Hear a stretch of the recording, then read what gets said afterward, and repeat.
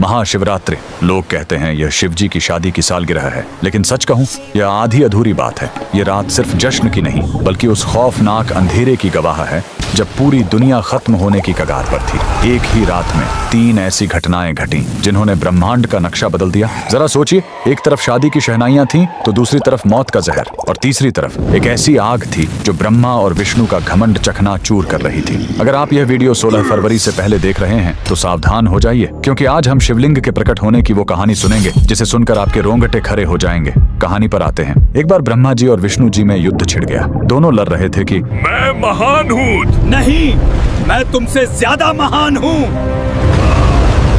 उनका यह घमंड जब दुनिया का संतुलन बिगाड़ने लगा, तब अचानक उनके बीच एक विशाल अनंत अग्नि स्तंभ प्रकट हुआ। वह आग का एक ऐसा खंभा था जिसका न कोई शुरुआत था न अंत। उस स्तंभ से एक भारी आवाज आई, जो मेरे आखिरी सिरे को खोज लेगा वही महान होगा।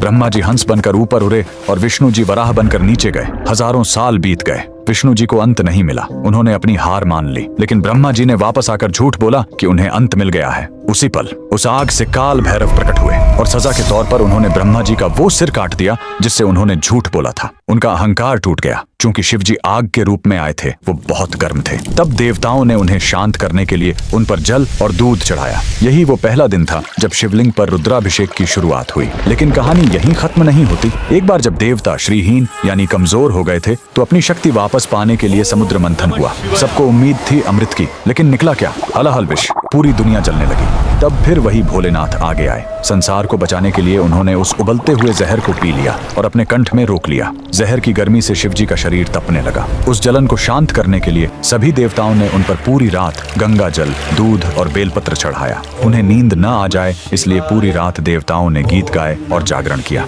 यही वजह है कि महाशिवरात्रि पर हम पूरी रात जागते हैं। लेकिन रुको, यह रात इतनी डरावनी भी नहीं है। इसी रात प्रेम की जीत भी हुई थी। जब माता सती ने अपने प्राण त्यागे थे, तो शिवजी पूरी तरह टूट गए थे। वो वैरागी बन गए, दुनिया छोड़कर समाधि में चले गए। तब माता सती ने पार्वती के रूप में जन्म लिया। उन्होंने हजारों साल तक कठोर तपस्या की, सिर्फ अपने शिव को वापस पाने के लिए। आखिरकार भोलेनाथ पिघले। इसी महाशिवरात्रि की रात वो वैरागी फिर से दूल्हा बना और शिव शक्ति का मिलन हुआ। तो इस 16 फरवरी जब आप शिवलिंग पर लौटा भर जल चढ़ाएं, तो याद रखिएगा, आप उस आग को शांत कर रहे हैं और उस जहर के दर्द को कम कर रहे हैं। कमेंट में लिखें हर हर महादेव।